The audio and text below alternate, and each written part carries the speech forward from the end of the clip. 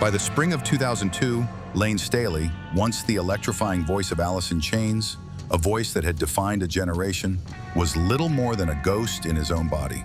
Once front and center on stages lit with fire and fury, now he existed in the shadows, locked inside his dim Seattle condo, the world outside unaware that it was already losing him.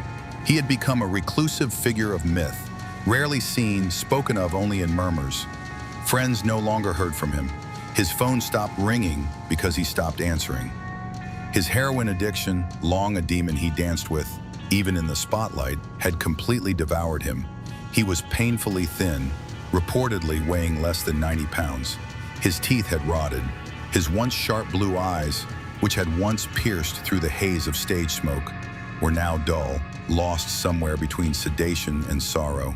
Layne was not just hiding from the world, he was disappearing. And no one knew just how far gone he was. He died alone. Sometime in early April 2002, no one knows exactly when, Layne Staley overdosed on a speedball, a lethal mix of heroin and cocaine.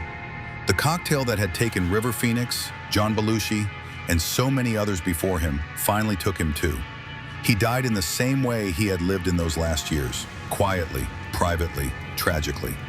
His body wasn't discovered until April 19th, 2 weeks later. By then, Layne had decayed beyond recognition. The police were called after his accountant reported money was still being withdrawn from his account, but no one had heard from him. The scene was a somber mausoleum of lost time and broken promise. Drug paraphernalia littered the apartment. A television flickered in the background, still on. Layne had simply vanished from the world, and the world, it seemed, hadn't noticed in time. When they found him, the only things left were the remains of a man who once screamed with pain and beauty through songs like Nutshell and Down in a Hole, and the quiet, eerie echo of a life that had burned too hot, too fast, for too long. He was 34 years old. His death wasn't a shock, but it was a wound. For fans, for friends, for music. Layne wasn't just another cautionary tale. He was the voice of anguish in its purest, most poetic form.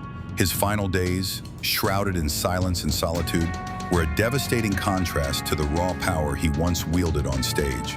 In the end, it wasn't the fame or the drugs or the music that defined Layne Staley. It was the fragility. And in that fragility, he became immortal.